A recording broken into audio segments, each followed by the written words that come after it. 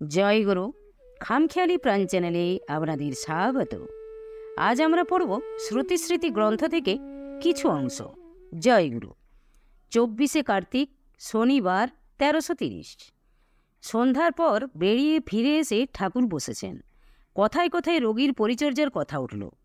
কথার মাত্রায় আমি দু একটা কথা বলাতে অবিনাশ তা শুনে বলল, অশ্বিনী দাদার সব বিষয়ই একটু একটু জানা আছে। সে কথা শুনে ঠাকুর বললেন, ও খুব ভালো মানুষ, চৌকস হওয়া চায়। সাধু হলেই বোকা হবে কেন? সব বিষয়েই পারো হওয়া চায়। আমি দেখি যারা আমার কাছে আসে তারাই বোকা বনে যায়। আমি চাই চৌকস লোক। খুব অভিজ্ঞ পণ্ডিত লোকও আমার কাছে এসে বোকা বনে যায়।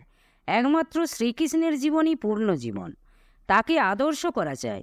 তিনি একাধারে জ্ঞানী, নিষ্কাম কর্মী, প্রেমিকের চূড়ামণি, কর্মকুশল, বীর, ধীর, নীতিজ্ঞ, সবই।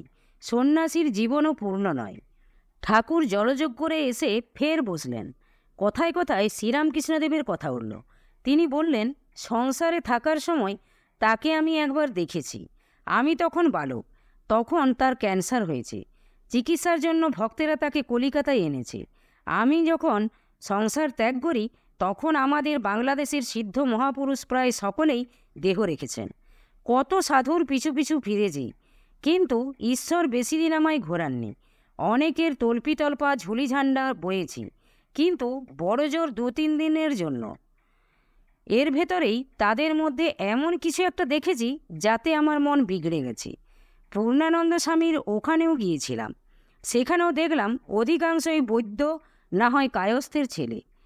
তারা স্ত্রী পুরুষ একসঙ্গে এক সার হয়ে বসে জোরে জোরে সুর করে প্রণব জপ করে। তাদের কিচ্ছ তপস্যার ভাবটাই বড় বেশি। তাদের ভালো লাগলো না। সংসার ছেড়ে এসে ফের এরকম মেয়ে মানুষ নিয়ে কারবার করতে ভালো লাগলো না। আমি জিজ্ঞাসা করলাম, ওই কাশীর পূর্ণানন্দের কথা বলছেন? ঠাকুর বললেন, না, ইনি সিলেটের পূর্ণানন্দ। তখন কাশীর পূর্ণানন্দ দেহ রেখেছেন। তিনি তান্ত্রিক সাধু ছিলেন। ওদের ওখানেও গিয়েছিলাম। তখন তার ছেলে জ্ঞানানন্দ আছেন। তাদের ওখানে মদ মাতালে কাণ্ড দেখেও ভালো লাগলো না। রামকৃষ্ণ মিশনেও গিয়েছিলাম। তখন তাদের মঠ মাত্র তৈরি হচ্ছে। ও, ওখানে কি মশা!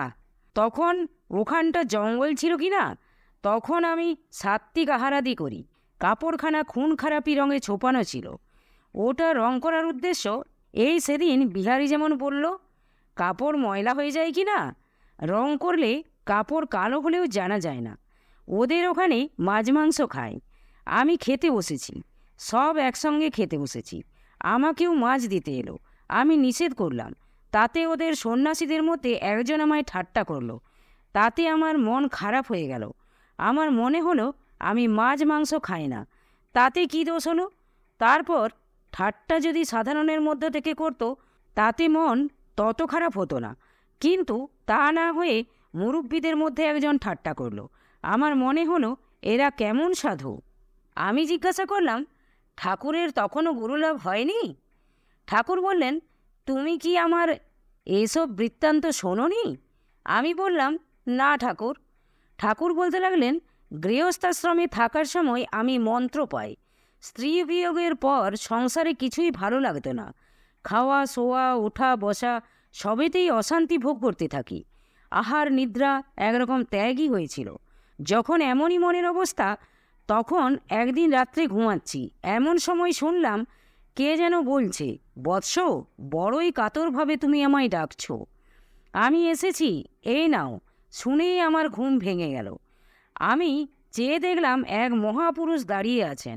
ঘরটা তার অঙ্গের জ্যোতিতে আলোকিত হয়ে গেছে। উঠে বসলাম। বসা মাত্র তিনি হাত বাড়িয়ে বললেন, এই নাও। বলাতেই আমিও হাত বাড়ালাম। তিনি কি একটা আমার হাতে দিলেন। নিয়ে দেখলাম সেটা বেলপাতা, এবং তাতে কি লেখা আছে। কৌতূহলের বশবর্তী হয়ে তিনি কে বা তাকে যে সম্মান করতে হবে এসব কথা ভুলে গেলাম। এটা নিয়ে আমি কি করব এই মনে করে তাকে জিজ্ঞাসা করার উদ্দেশ্যে চেয়ে দেখি যে ঘরে আর কেউ নেই। এর পূর্বে এত কথা ভাববার অবসর পাইনি যে ইনি কে। আমি তো ঘরের কপাটে খিল দিয়ে শুয়েছিলাম। ঘরের মধ্যে উনি কেমন করে এলেন?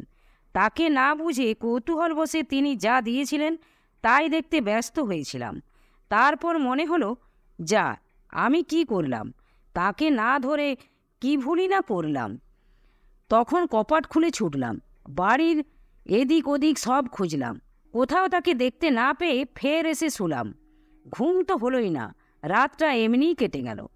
এই মন্ত্র নিয়ে নানা স্থানে ঘুরেছি, কোথাও কিছু না পেয়ে সেই মহাপুরুষের দেখা পাওয়ার জন্য মনে মনে কতই না ডেকেছি, কতই না কাতর প্রার্থনা করেছি, কিন্তু তাকে আর একদিনও দেখতে পেলাম না। তখন সদ্গুরু লাভের জন্য বড়ই কাতর হয়ে পড়ি। ওই মন্ত্রের অর্থ ও সাধন নিয়ে বহু স্থানে ঘোরার পর শেষে বাংলার একজন সিদ্ধ মহাপুরুষ বামাখ্যাপার কাছে যায়। তার কৃপাতে মায়ের সাক্ষাৎকার পায়, কিন্তু তাতেও আমার প্রাণে শান্তি হলো না। আমি বামাখ্যাপাকে তা বলি, তিনি আমাকে বৈদিক সন্ন্যাস নিতে উপদেশ দিলেন। তখন সন্ন্যাস কি তা তো বুঝতাম না, তাই আমি তার কাছ থেকে সন্ন্যাস চাইলাম। তিনি বললেন, সন্ন্যাসী গুরু খুঁজে নাও, আমি সন্ন্যাসী নই। তারপর আমি বহু দেশ বিদেশে ঘুরে বেরিয়েছি, লক্ষ্য সেই মহাপুরুষের পূর্ণদর্শন লাভ, কিন্তু কোথাও তেমন লোকটি দেখতাম না। তারপরে ঘুরতে ঘুরতে আমি কোটা যাই। সেখানে আমার সংসার আশ্রমের পরিচিত এক ভদ্রলোকের বাড়িতে থাকি।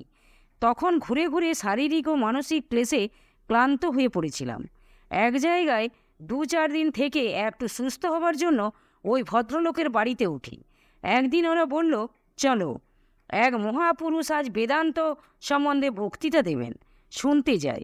আমি বললাম যে অমর বক্তৃতা দেনেওয়ালা সাধু অনেক দেখেছি। তারা বলল, না, উনি ওই কোটার রাজার গুরু, উনি একজন সিদ্ধ মহাপুরুষ। তখন ওদের ওখানে 2টি খেতাম আর পড়ে থাকতাম।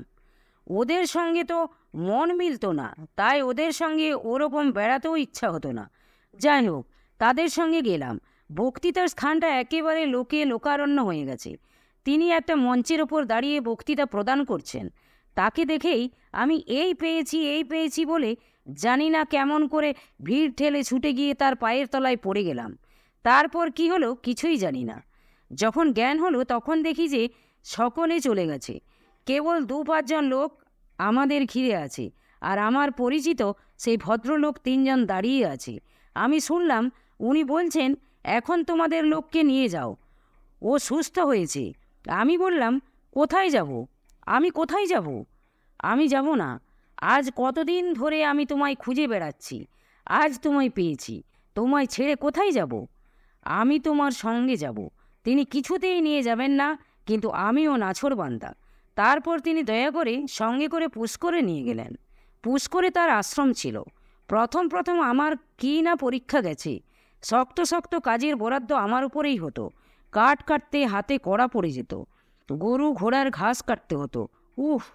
সেখানে কি যোগকে বড় ভয় ছিল। তার জন্য বলতাম, আমায় অন্য কিছু কাজ দাও, আমি ও কাজ করতে পারবো না। তাতে খুব অভদ্রভাবে গালি দিত। খোট্টা সাধু কিনা, একদম রুঠো, সালা তেরি বহিনকো ইত্যাদি বলে গাল দিত। প্রথম বড়ই গায়ে লাগত। ব্রহ্মানন্দ তার প্রধান শিষ্য, তার বড় অমায়িক ব্যবহার ছিল। সে বোঝাতো, দেখো, ওসব কটু কথা আমাদের ভালোর জন্যই বলেন। এ দেহের মৃত্যু না হলে তো সন্ন্যাস হয় না, তাই দেহাভিমান নষ্ট করার জন্যই ওসব বলেন।